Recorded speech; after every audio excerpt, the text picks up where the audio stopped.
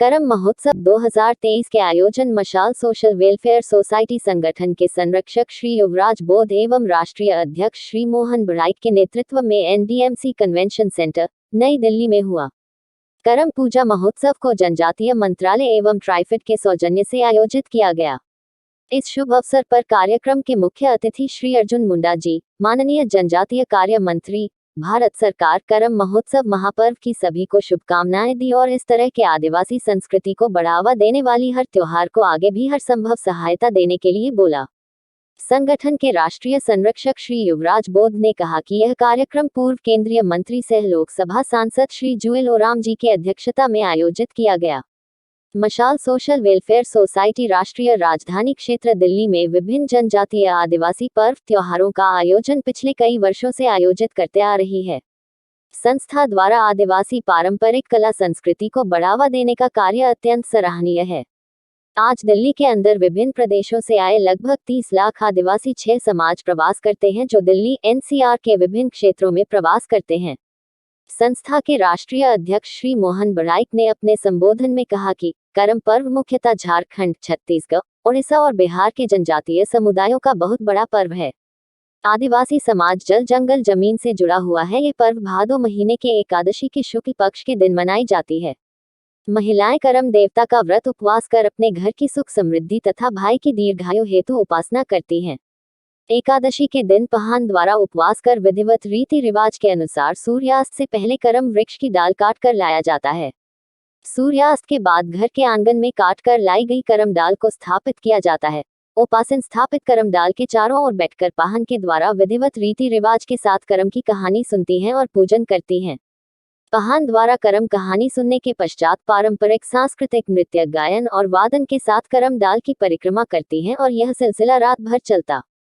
मैं करम पूर्व संध्या महोत्सव के उपलक्ष्य में समस्त आदिवासी भाई बहनों को मैं बधाई देना चाहूँगा और इस पर हमारे जितने भी सहयोगी हैं, हमारे माननीय केंद्रीय मंत्री श्री अर्जुन मुंडा जी का प्रयास है और उनका प्रयास की वजह से हम ये कार्यक्रम तक, इस जगह तक पहुँचे हैं। साथ साथ इस कार्यक्रम को सफल बनाने में LIC ऑफ इंडिया, NHPC और एक और कंपनी है JSM करके है।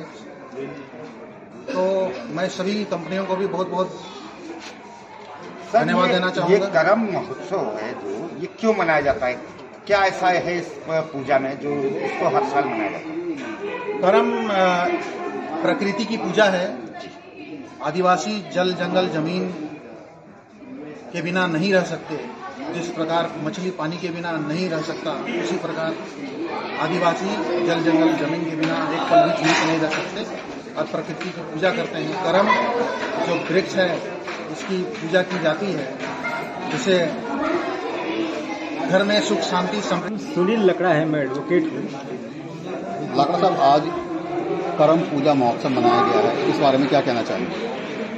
ये जो करम पूजा है, जैसा आपने करम में हमारे जो पंडित जी उन्होंने जो कथा सुनाई, उसमें साफ उन्होंने बताया कि दो बातें हैं, कर्म और धर्म।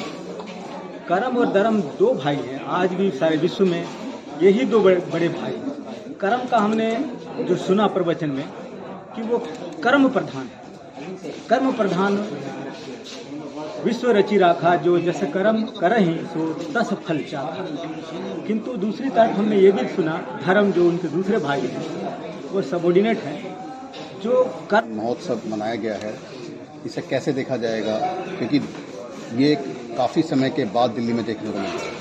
ये आदिवासी संस्कृति जो है उसको जीवित रखने के लिए जितने भी आदिवासी कार्यक्रम हैं, करम पूजा है, बिरसा मुंडा की जो जयंती है, हमारे आदिवासी का जो कल्चर है पूरे विश्व के अंदर बहुत ही अच्छा कल्चर है और इसको जीवित रखने के लिए ऐसे कार्यक्रम होने चाहिए। और मोहन बड़ाई जी हैं जो मशाल फाउंडेशन के अध्यक्ष हैं और ये पिछले कई 15-20 वर्षों से इस कार्यक्रम को मनाते आ रहे हैं। बहुत अच्छा कर रहे हैं कि आदिवासी संस्कृति को जीवित रख रहे हैं और हम सबको हमारे देश की जो ये संस्कृति बहुत ही खूबसूरत संस्कृति है पूरे विश्व में आदिवासियों का, और कहीं पे भी हमारे राष्ट्रीय कार्यक्रम होते हैं तो आदिवासी झलक उसमें